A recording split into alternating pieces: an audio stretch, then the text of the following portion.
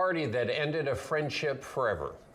Firearms instructors in Ocala want gun owners to be mindful when there's alcohol around. TV20's Zima Delamo tells us the #1 rule to prevent the tragedy. You will be liable both morally and legally for anything that bullet hits once it exits your barrel. Firearms instructors want to help people avoid accidental shootings. On Saturday, Marion County Sheriff's deputies arrested 22-year-old Abraham Bordas for shooting his friend, 26-year-old Chase Kopke. The victim was struck at his home along Southwest 146th Avenue Road.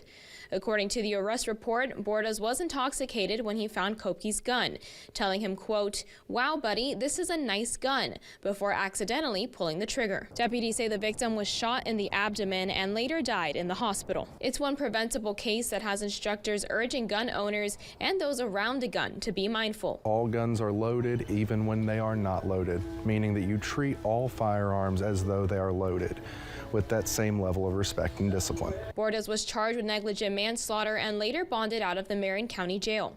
In Ocala, Emma Delamo, TV20 News.